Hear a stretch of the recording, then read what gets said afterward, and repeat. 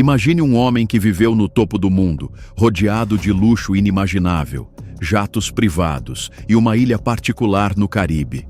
Um financista bilionário cujas festas eram frequentadas por presidentes, príncipes e celebridades. Agora imagine esse mesmo homem trancado em uma cela de concreto de apenas alguns metros quadrados, com grandes insetos rastejando pelo corpo durante a noite, comendo comida queimada e dormindo em um beliche de aço corroído sem colchão. Esta é a história dos últimos 35 dias de Jeffrey Epstein, um homem que caiu do paraíso para o inferno literal, chamado Metropolitan Correctional Center. O que realmente aconteceu por trás daquelas grades de aço? Como um homem acostumado a controlar tudo, perdeu até mesmo o controle sobre quando as luzes se apagavam.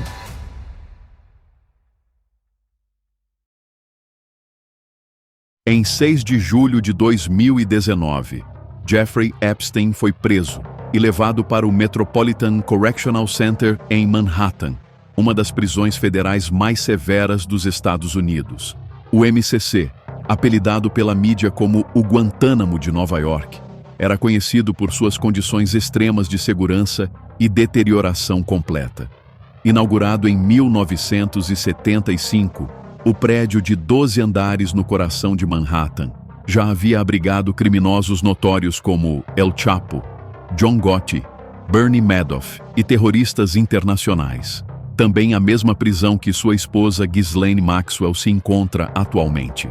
Mas em 2019, o MCC estava longe de ser um modelo de segurança. Era uma instalação em colapso total. De acordo com relatos de detentos que estiveram lá, o 5º andar do MCC, onde Epstein foi alojado, era considerado o pior presídio dos Estados Unidos. As condições eram absolutamente degradantes. Um detento brasileiro, que dividiu o andar com Epstein, descreveu o lugar como um túmulo para os vivos. As paredes eram de concreto frio e úmido. O ar era sufocante e fedorento. O silêncio mortal era quebrado apenas por gritos ocasionais de outros prisioneiros perdendo a sanidade. As luzes permaneciam acesas 24 horas por dia, criando uma desorientação temporal que fazia os prisioneiros perderem completamente a noção de dia e noite. Epstein foi movido para a Special Housing Unit, a unidade de isolamento do MCC, onde prisioneiros eram mantidos separados da população geral por 23 horas por dia. Ele ficava trancado em uma cela minúscula, passando todo o seu tempo isolado em completa solidão. A cela tinha apenas alguns metros quadrados, com beliches de aço antigos e corroídos. Não havia colchão adequado, apenas um fino pedaço de espuma, que mal amortecia o metal frio. Não havia travesseiro. O banheiro era um vaso sanitário de metal exposto sem nenhuma privacidade. Um chuveiro com um temporizador que mal funcionava completava o cenário desolador.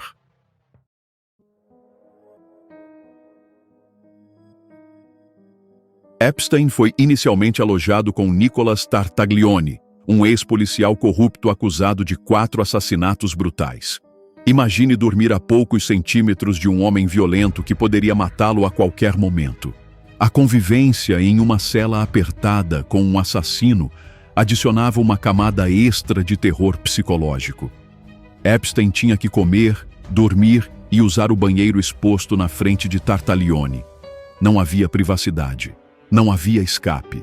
Era uma tensão constante, 24 horas por dia.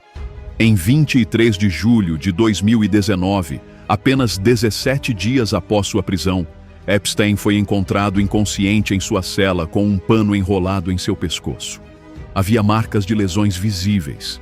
Epstein acusou Tartaglione de ter tentado matá-lo. Tartaglione negou veementemente. Alguns guardas suspeitaram de tentativa de suicídio. Outros acreditaram que Epstein encenou o incidente para ser transferido. A verdade nunca foi esclarecida. Como resultado, Epstein foi colocado em vigilância suicida. Ele foi transferido para uma cela de observação cercada por janelas, onde guardas monitoravam cada movimento. As luzes permaneciam acesas 24 horas sem parar. Qualquer objeto que pudesse ser usado para se machucar foi removido. Em uma cela de vigilância suicida, não há absolutamente nada. Não há privacidade, não há descanso, não há escape da luz ofuscante e dos olhos vigilantes observando você como um animal em um zoológico. É uma forma de tortura psicológica em si mesma. Especialistas em psicologia prisional explicam que o isolamento prolongado tem consequências devastadoras na saúde mental. Indivíduos submetidos ao confinamento solitário podem manifestar apreensão, paranoia, comportamentos compulsivos, raiva descontrolada, alucinações e até perder completamente a noção da própria identidade. Um estudo revelou que 70% dos detentos em isolamento desenvolvem pelo menos um distúrbio mental grave. Para um homem como Epstein, acostumado a luxo, poder e controle absoluto, a transição para o confinamento solitário em uma cela de concreto deve ter sido psicologicamente devastadora. De mansões de 7 andares, jatos privados e ilhas tropicais, para uma cela com insetos e comida podre.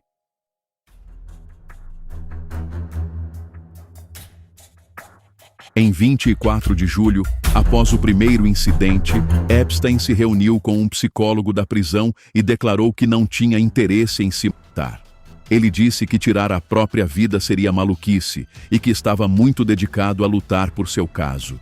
Com base nessas declarações, em 29 de julho, Epstein foi retirado da vigilância suicida e colocado de volta na Special Housing Unit com um novo companheiro de cela. Mas em seus últimos dias, algo mudou. Relatos indicam que Epstein estava depositando fundos nas contas de outros prisioneiros, tentando comprar favores ou proteção. Era sua tentativa desesperada de usar o dinheiro, a única arma que sempre funcionara para sobreviver. Em 8 de agosto de 2019, apenas 2 dias antes de sua morte, Epstein assinou seu testamento. O documento doou todos os seus bens a um fundo privado. O timing foi extremamente perturbador. Por que um homem que dias antes disse estar dedicado a lutar por seu caso de repente organizaria seus assuntos finais? Em 9 de agosto, o companheiro de cela de Epstein foi transferido inesperadamente. Ninguém o substituiu. Epstein ficou sozinho, violando as instruções do Departamento de Psicologia, que determinaram que ele precisava de um companheiro de cela. Na noite de 9 de agosto, Epstein se encontrou com seus advogados. Eles o descreveram como otimista. Às 19h49, ele foi escoltado de volta a Eshaú pela guarda Tova Noel. Seria a última vez que alguém veria Jeffrey Epstein vivo.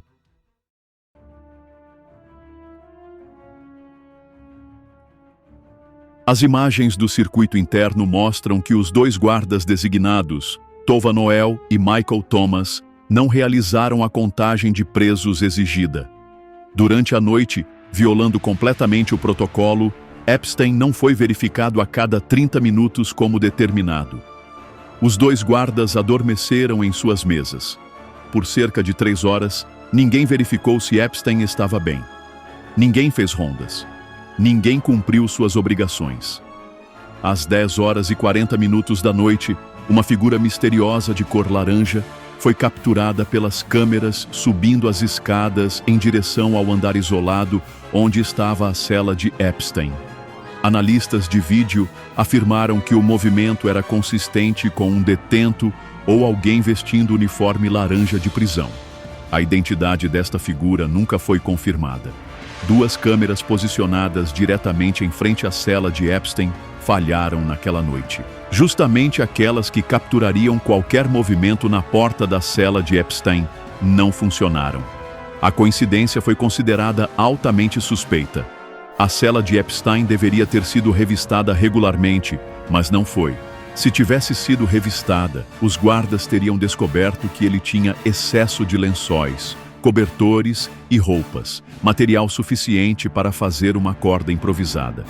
Jeffrey Epstein estava pendurado em sua cela.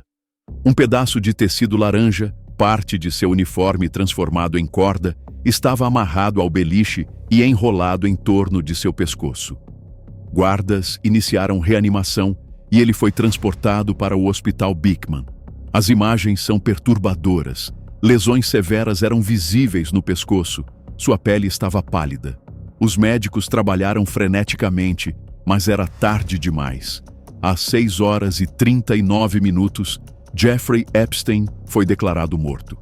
A médica legista determinou que foi por enforcamento.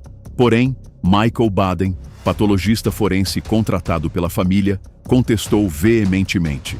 Ele argumentou que as fraturas múltiplas no pescoço eram mais consistentes com estrangulamento homicida do que com enforcamento. As evidências eram perturbadoras. Epstein tinha dito que não queria se matar. Estava otimista. Acabara de assinar seu testamento. As câmeras falharam na hora exata. Os guardas dormiram na hora exata. O companheiro de cela foi removido no dia exato. Uma figura misteriosa foi vista subindo até seu andar. Tudo aconteceu na mesma noite.